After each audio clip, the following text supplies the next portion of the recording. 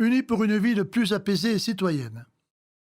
Être bien dans sa ville, s'y déplacer sans contrainte à toute heure, ne pas être importuné et confronté à des diverses incivilités, évoluer dans un milieu propre est l'aspiration de tout citoyen.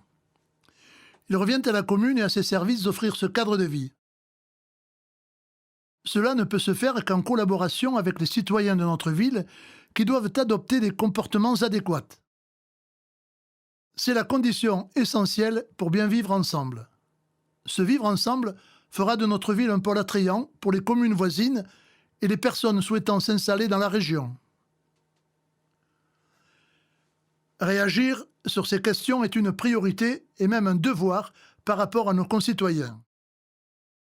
Il s'agit progressivement de faire de Bédarieux une ville plus apaisée, où chacun se sent bien, et donner aussi à l'extérieur une image valorisée de notre ville. C'est essentiel pour son développement, tant au point de vue humain, culturel et économique. Les voies et les moyens réglementaires pour y parvenir existent. Il suffira de faire appliquer la loi et les règlements communaux par tous, quels qu'ils soient. Pour cela, il sera impératif de coopérer étroitement, en permanence et en confiance, avec les services de l'État, préfecture, gendarmerie, justice.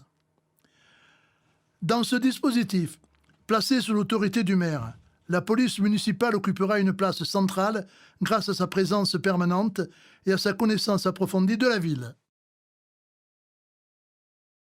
Son action sera canalisée par un plan d'action précis.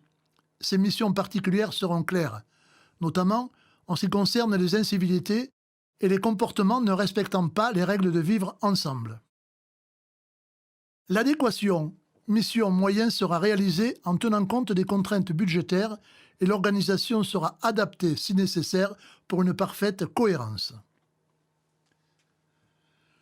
Un réseau de participation citoyenne sera créé et placé sous l'autorité du maire après signature d'une convention entre la commune, le préfet, le procureur de la République et la gendarmerie. Ce dispositif légal apporte une aide au maire dans le champ de la prévention, de la délinquance et de la tranquillité publique. Le dispositif s'appuie sur un réseau constitué de citoyens volontaires dans chaque quartier. Leur rôle est d'alarmer et de renseigner suivant une procédure très encadrée. Ce type de dispositif a été mis en œuvre dans de nombreuses villes, toutes étiquettes politiques confondues. Le Conseil local de sécurité et de prévention de la délinquance sera dynamisé et réuni périodiquement.